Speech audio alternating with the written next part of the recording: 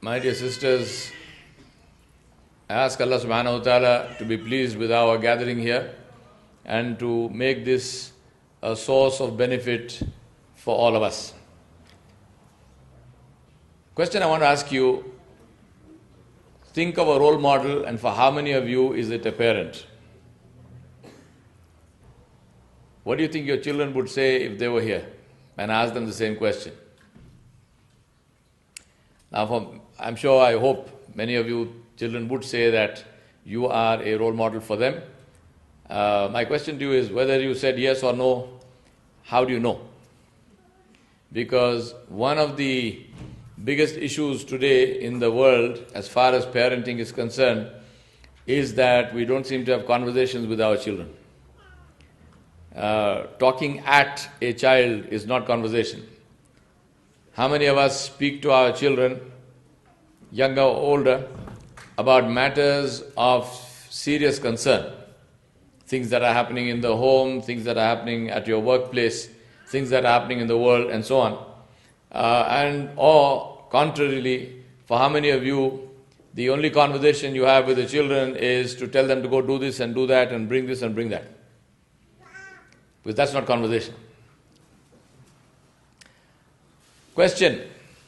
Let me ask you this question. Today, how many of you prayed for the forgiveness of your parents? The hand's coming up now, you must be praying right now, right? Second question. How many of you prayed for your grandparents? As always, 90 to 99% of the population does not pray for their parents or their grandparents on a daily basis. My question is, what do you think your children will do after you're gone? And that is what the upbringing of children is about. Will your child pray for you when you are gone? And if you go by the current statistics, it's a safe bet to say that they will not. Because if you don't pray for your parents and your grandparents, why do you imagine that your children will pray for you? Question to ask you is this. For how many of you is fulfillment outside your home?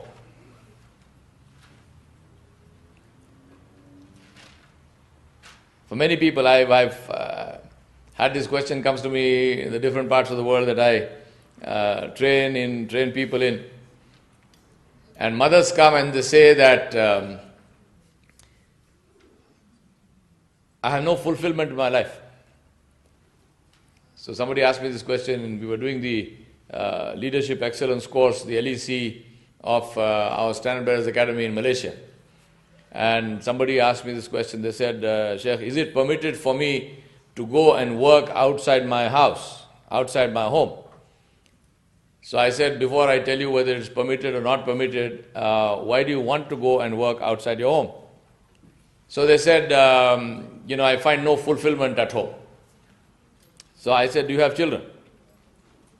And this person said, yes. I said, how many? They said, 4. So I said, this is a strange question. You are telling me that you have 4 children. You have the opportunity to change the world, but there's no fulfillment in it.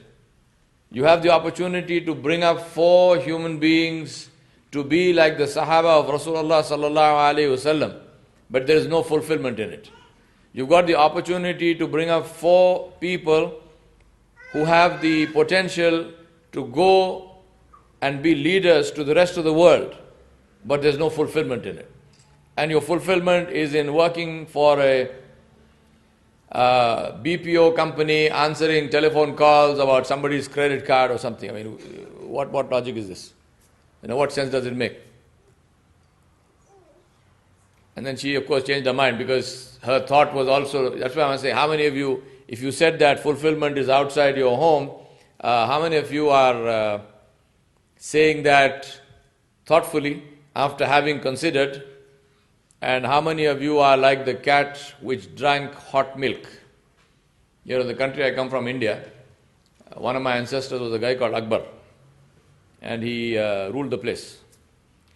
So he had, one of his courtiers was a man called Birbal. And Birbal was famous for his jokes and so on. So he went to the king one day and he said to him that, I have a cat which does not drink milk. So the king said, well, how is that possible? I mean, cats drink milk. So how is it that your cat does not drink milk? He said, no, my cat is very special. Does not drink milk, hates milk. You show milk to the cat and the cat runs away. So the king said, well, I got to see this. They bring the cat, they brought the cat, they brought milk, and the cat took one look at the milk and vanished. Why? Because Birbal in those days, before the SPCA and so on, gave that cat hot milk to drink and the cat burnt itself, it scalded itself. And after that, the conclusion the cat came to was, milk burns. Now, I'm sure all of us have had this experience, it may not be with milk but with tea and coffee and so on, where we quickly took a sip and then we found that it was very hot. But what is the conclusion we come to? Tea burns, coffee burns, or heat burns? The point I'm making is that thoughtful conclusions are very interesting or very useful in life, not moving simply from sensation to sensation to sensation. And that's why I'm asking you, where is your fulfillment? Where does the fulfillment lie as a mother? Is it in changing the world? Is it in bringing up another generation? Is it in investing for your own akhirah? How many of you look at your child every morning and say, this is my akhirah? Seriously, this is my akhirah. You know, not for nothing did Nabi sallallahu alayhi wasallam say in the hadith that your Jannah is beneath the feet of your mother. He didn't say the Jannah is beneath the feet of the father. He said Jannah is beneath the feet of the mother. And that is why in many homes the fathers also are there, because they're probably looking for the Jannah which belongs to their children actually, but they're looking for it under your feet. But they should be looking for it under the feet of their mothers, right? The little son of one of my friends, he came home and he said to her, Mom, please, lift up your feet. I want to see, I want to see what there is. So she said, what's this? She said, in Madrasa, the Maulana told me that Jannah is under your feet. So I want to go look for it. So do think about that.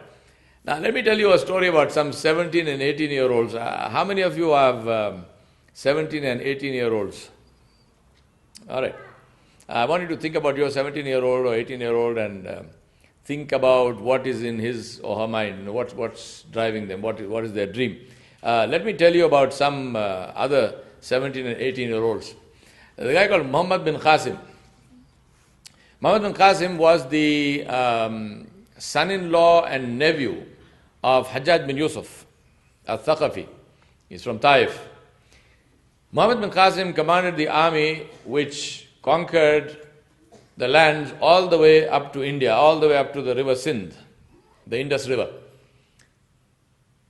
And at that time when Muhammad bin Qasim was conquering the land and when he was on the bank of the Sindh, he was 17 years old and he was commanding an army.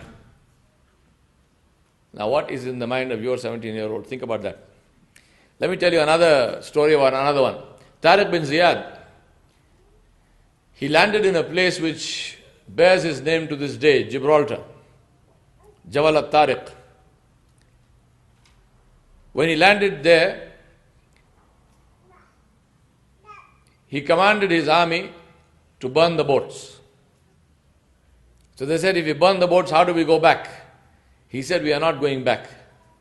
We will conquer this land and live here as its rulers, or we will die here and be buried here. We are not going back. And Tariq bin Ziyad conquered Spain and his army moved all the way up to France. And Tariq bin Ziyad was 18 years old. I'll tell another one. One of the Ottoman, Uthmani Khulafa, Muhammad al-Fatih. Muhammad al-Fatih conquered Constantinople, which is now called Istanbul. And at that time he was 18 years old. And that's why I said, what is the focus of your 17 or 18-year-old? Manchester United, yeah?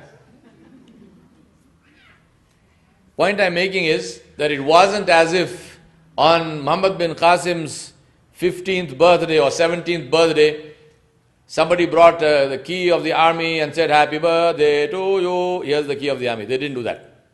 Right? They didn't do that. He didn't cut a cake and the army popped out. No.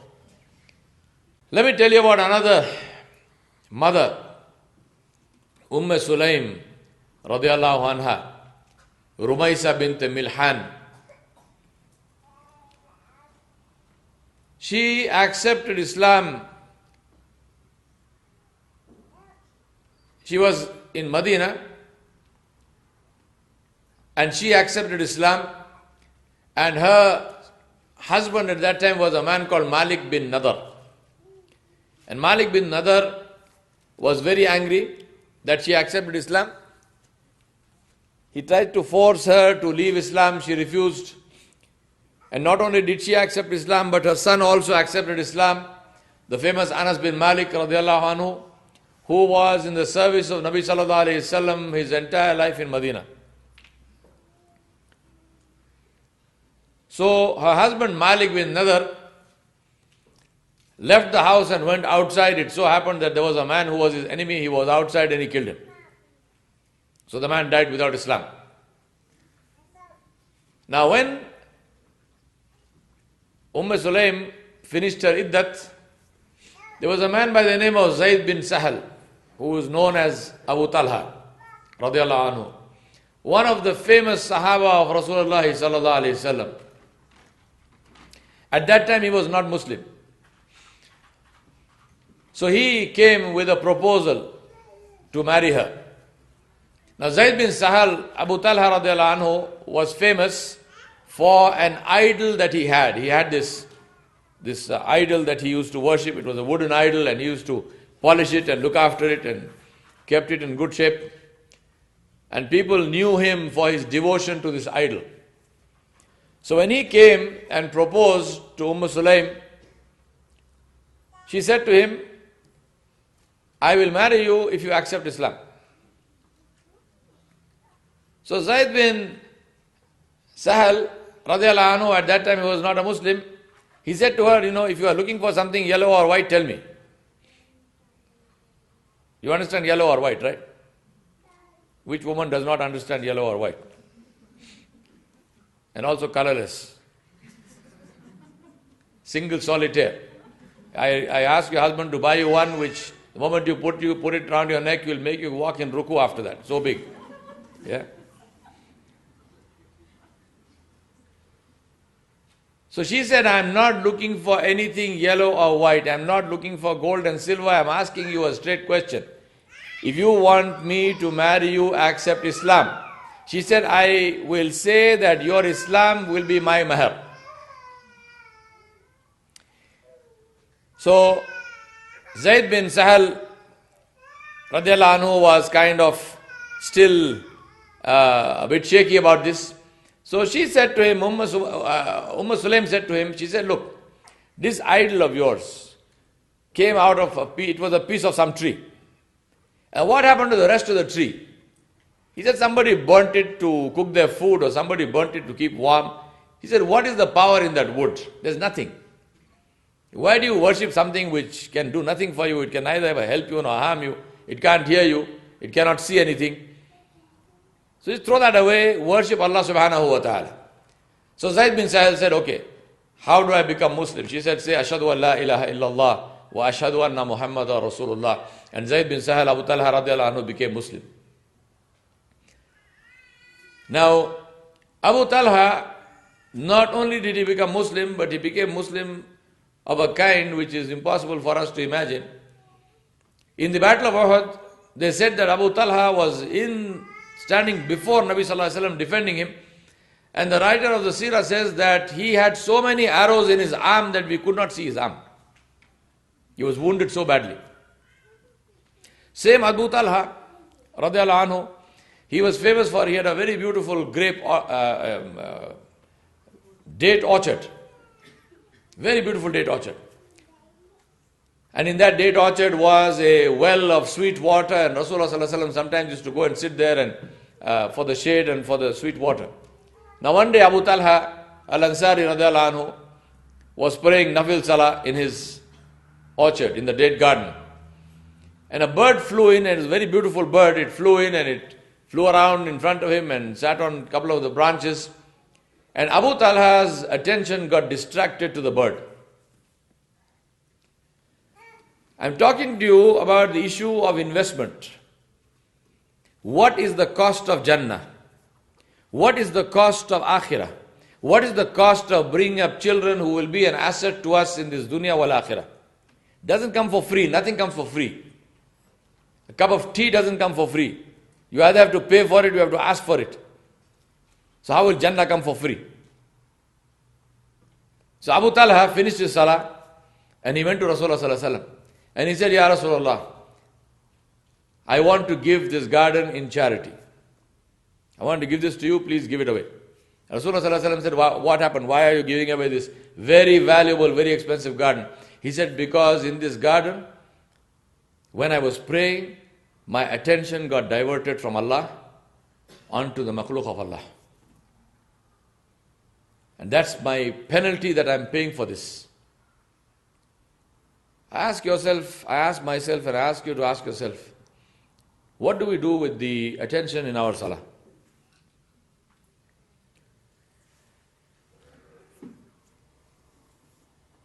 And that's the question.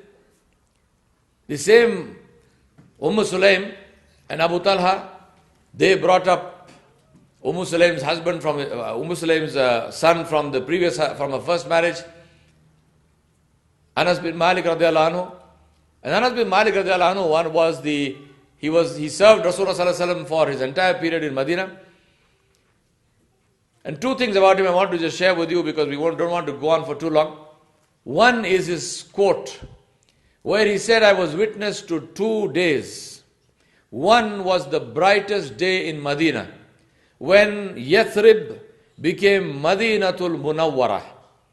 It became the city of lights, the shining city Munawwara, when it became Madinatul Rasul, when Rasulullah sallallahu alaihi wasallam entered Medina. And he said, I remember another day when all the lights in Medina got extinguished. The day when Rasulullah sallallahu alaihi wasallam passed away. He said, I saw the happiest day of my life and I saw the saddest day of my life. And this same Anas bin Malik radiallahu anhu, it is said that after Nabi sallallahu alaihi wasallam passed away, Anas bin Malik used to see Rasulullah sallallahu alaihi wasallam every single night in his dream, as long as he lived. I ask Allah subhanahu wa ta'ala to give you and me this bashara, this ni'mah of seeing his Nabi sallallahu alaihi wasallam in our dream, inshallah.